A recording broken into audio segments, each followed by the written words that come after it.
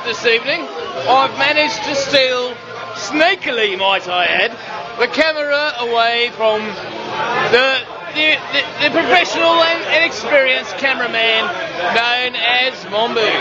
He's a vital part of our team, and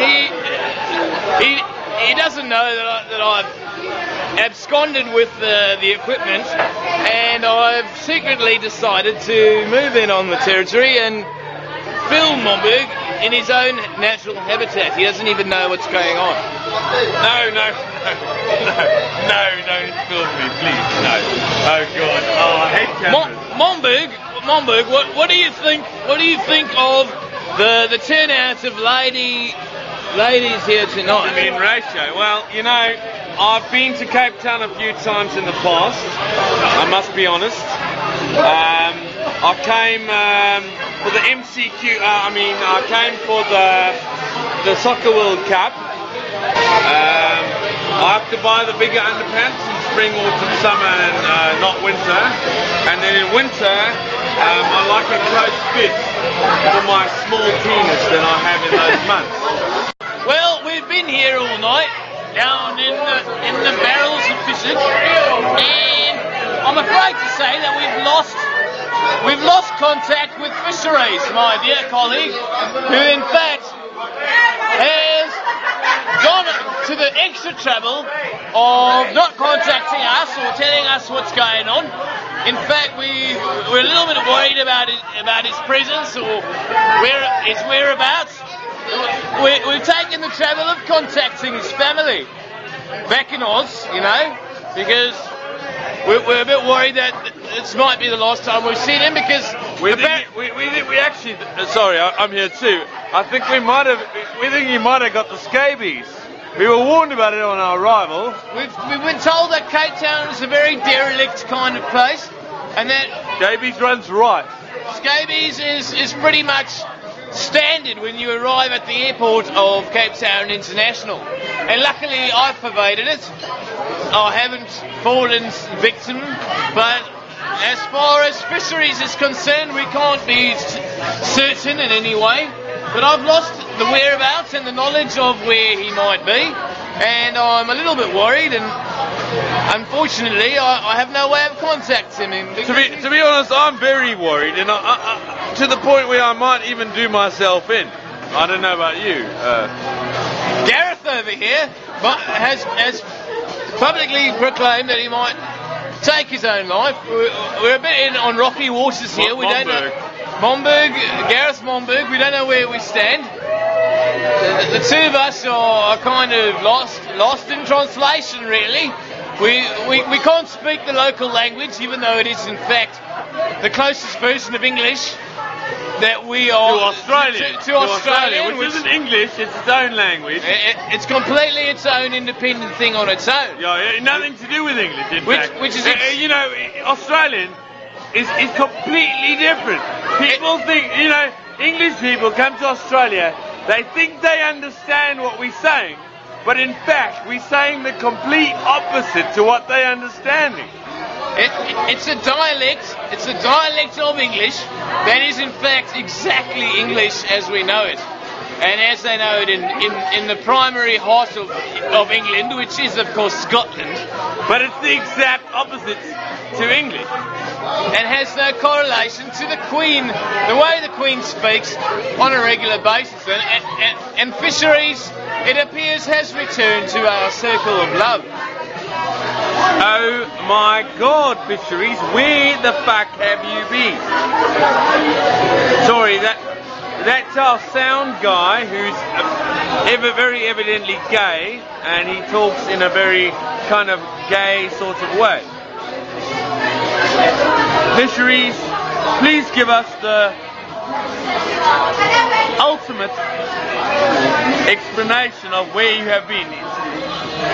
Fisheries! Fisheries! Fisheries! Well, I was on the route to discovering the meaning of the universe, which, as one would conclude, is the same meaning that each individual has in their own lives, just on a macrocosmic scale as opposed to the microcosmic. You know, this is as one would expect, given that the whole universe is as we perceive it rather than something external to us from our own perception, of course. And I must say we were rather close to coming to the solutions, but of course any solution we would arrive at would be subject to our own understanding, and therefore not relevant to any species or creation outside of external to ourselves.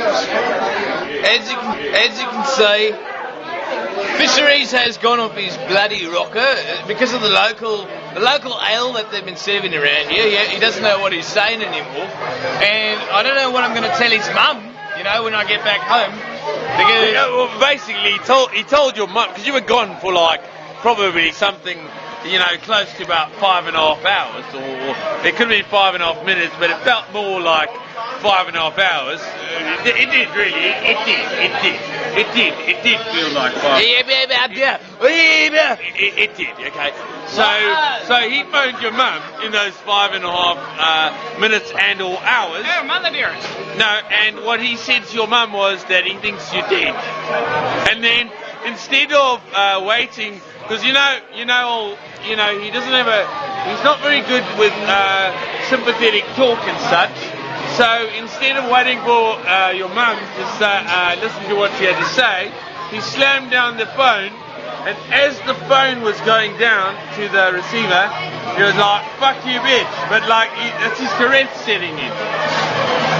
So we're sorry about that, and we're good to see that you all in order. And do you know? well, we're stuck because we thought we would be diversely travelling the club scene of Cape Town and all night spending our time looking out for new experiences. But indeed it has happened that we have been stuck in the little suburb of Fishook, where we do in fact, all three of us have fish hooks lodged inside our mouth, which has been obstructing our breathing, which we cannot really help, and the only remedy seems to be to put an ale or two back, really. Fishery! As always, Fisheries has something very, very interesting to bring to the table, but he's a very insightful chap, I must say. He's a real solid character, but I love him. I would go as far as to say that myself. I would go as far as to phone his mum when I thought he was dead and tell her that I think he's dead. Well, his mum has heard that on numerous times, on a regular basis, really, because that's pretty much what his father says every time she asks him to pick him up from school, and that's how it's been for... I know, he's a tricksy little bugger, Fishery's father. He liked playing jokes on Fishery's mum, didn't he? He's guilty of that. He used to say, "Sorry, I can't pick him up today because the school teacher phoned me at home before I was about to leave to pick him up, and said that, sorry, your son's dead." And then Mum was also surprised when Fishery came home, but then his dad said, "Oh no, what she really said, actually, now that I think about it, was that his dad asked him to pick up some bread." Not in fact dead, but actually you eat. Nonetheless, Fisheries came dutifully every night after a night of night school, every night, and brought home literally a loaf of white bread, and it didn't always do well for the digestive systems of the family because they always seemed to have constipation, which they had to constantly report to their doctor. And it's all due to a misinterpretation of the word bread, which in fact meant dead, which in fact did not mean dead at all, but actually meant bring home the bread, which meant... Or the bacon, even. Or the bacon, as they and say. Or the bacon. Let's leave it as an or. If you don't have a pig around, then bringing home the bread might suffice. It depends what kind of farm animals are available at the time. Anybody got a life? Fisheries brings more of his genius and his cultural cutting-edge material to the world, and we cannot thank him enough. And he's a credit to Australian culture and Australian television. We'd like and of course Australian intelligence, which is highly weighted above most African, Asian, South African, South Asian, South American, Middle American, and English, and maybe Falkland Island intelligent levels. Am I correct in saying such things? No. I believe it's not so much the Falkland Islands as it is the Islamic dwelling on the edge of Fiji and Java. Java being a very remote place that constantly gets bombarded by waves and seismic activity from the middle of the Pacific Ocean, even though the Pacific is on the opposite side of the world. And we have nothing more to report about that, except that here we are in Cape Town, and we have literally wall-to-wall feminine activity, and I'd like to get a little bit involved in it myself. And as we can see here, missionaries, I'd like to know what your take is on the general turnout of tonight. Is that you have joined us finally after 5.5 hours and or 5.5 minutes. How does it make you feel to know that your mum is in fact and or dead? Well, the state of one's mother is, of course, a large concern to one. To be honest, I am more concerned about when I will procure my next ale as opposed to what comes after that. And there you have it from my dear friend Fisheries, who has in fact sent several letters to his mum this very evening. Indeed, propositioning her to join us. It was very. I did think that the first letter he sent to his mum this evening in blood was a bit going a little bit too far. Blood, as you know, comes from within the veins, and it has to be cut out if you actually have to use it on paper. So as we know, it's kind of a little bit off limits in general society. The other day I was surfing google.com.au, which is Google Australia, and I found out that blood is in fact the source of the colour red.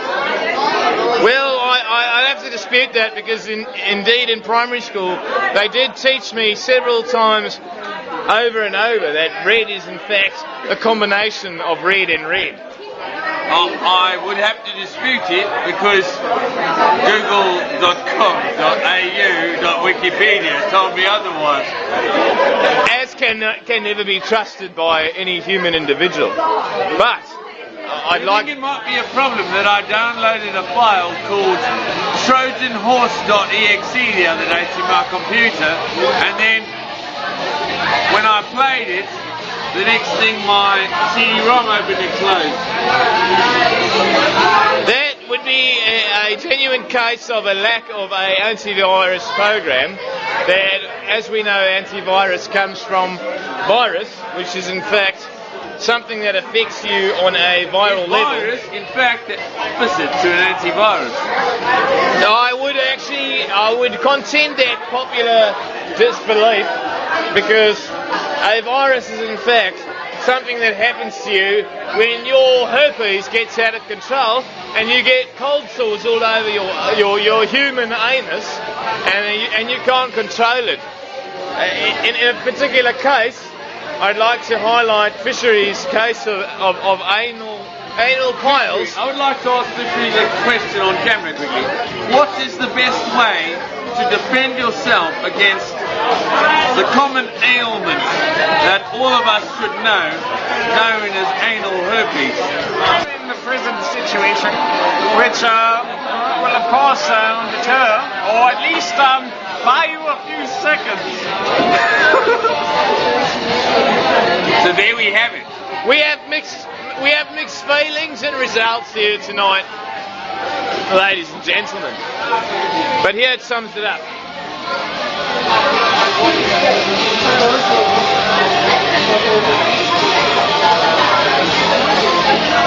And there we have the conclusion to the first 5 minutes that did in fact introduce the last 5 minutes of the first chapter of the night.